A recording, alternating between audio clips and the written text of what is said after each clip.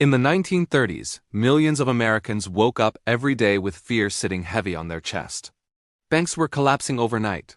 Jobs were disappearing. Families stood in long lines just to get a piece of bread. People didn't trust paper money anymore because they had watched their life savings vanish. In that moment of deep uncertainty, one asset stood silently in the background, something people believed in when everything else failed. That asset was gold. Today, nearly a century later, the fear feels different, but it also feels familiar. Inflation is eating into paychecks. Interest rates are changing fast. The Federal Reserve's decisions move markets in seconds. People are again asking the same quiet question their grandparents once asked. What really holds value when the system feels unstable? This video is about that question. And by the end, you'll understand why gold's role in the 1930s still echoes loudly in today's modern monetary policy. Welcome to Crypto Brainpower. This channel is built for beginners who want to understand the US stock market. Learn from history, see how markets evolve over time, and build wealth with patience, knowledge, and a long-term mindset. Here, we don't chase hype. We study the past so we can move smarter in the future. If you want future videos covering another stock market topic, comment your topic below. Subscribe to support the channel and continue learning with us. To understand why gold matters today, we have to go back to the 1930s. During the Great Depression, the US economy was broken at its core. The stock market crash of 1929 wiped out confidence. Banks failed because they didn't have enough reserves. At that time, the US dollar was directly tied to gold through the gold standard. Every dollar represented a fixed amount of gold. This system was meant to create trust, but during a crisis, it became a cage. As fear spread, people rushed to convert their dollars into gold. Gold left the banking system, making banks even weaker. Credit froze. Businesses couldn't borrow. People couldn't spend. The economy slowed to a painful crawl. In response, the US government made a shocking decision. In 1933, Americans were ordered to turn in their gold to the government. Soon after, the dollar was devalued against gold. This allowed the government and the Federal Reserve to print more money, inject liquidity, and restart economic activity. This moment changed everything. It showed that during extreme stress, rigid monetary systems can break. Flexibility became more important than purity. Fast forward to today, and while we are no longer on the gold standard, the lesson still shapes modern monetary policy. Today's system is built on trust in institutions, not gold bars and vaults. The Federal Reserve manages the economy using interest rates, money supply, and policy tools. When inflation rises, the Fed raises rates. When the economy slows, the Fed cuts rates or injects liquidity. We see this during Federal Reserve meetings when markets react instantly. Stocks like Apple, Tesla, and Amazon can rise or fall in minutes based on a single statement.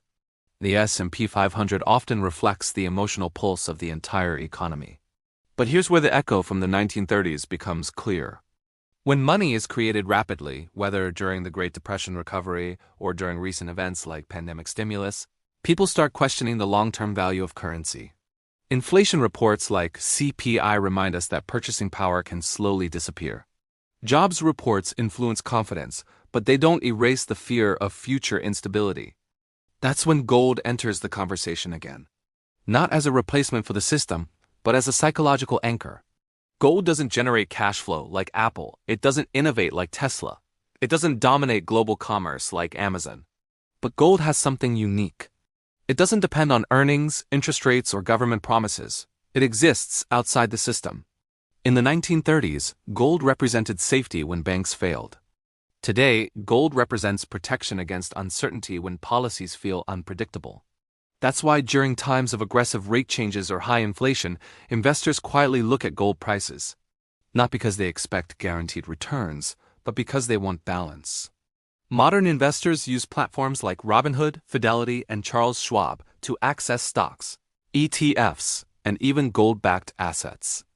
But the mindset should be very different from panic-driven decisions of the past. The biggest lesson from the 1930s is not to react emotionally, but to understand cycles. Markets move in waves. The US economy has survived depressions, wars, inflation spikes, and financial crises. Long-term wealth has historically been built by patience, diversification, and discipline. The S&P 500, despite crashes and fear, reflects decades of economic growth. Companies adapt. Technology evolves. Productivity increases. Gold's role is not about betting against America or the stock market, it's about understanding history. In times when monetary policy is stretched, when debt rises, and when inflation fears grow, gold becomes a symbol of caution. It reminds investors to respect risk. There are dangers in misunderstanding this role. Chasing gold prices during fear can be just as risky as chasing hot stocks during euphoria. Gold can be volatile. It can underperform for long periods. It does not guarantee protection or profit. This is why education matters more than emotion. The Federal Reserve today operates with tools that didn't exist in the 1930s. Data is faster, policy is more transparent. But human psychology hasn't changed. Fear, greed, and hope still drive markets. Gold's echo from the past reminds us that trust is fragile and confidence must be maintained carefully.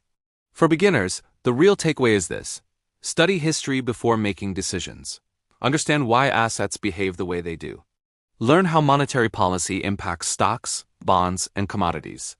Focus on building a long-term mindset instead of reacting to headlines. The 1930s taught America that no system is permanent, but recovery is always possible. Today's economy is different, stronger in many ways, but still human at its core. Gold doesn't predict the future, but it tells a story. A story about fear, resilience, and the constant search for stability in an uncertain world. And that story is still being written today. This video is only for educational purpose, not financial advice.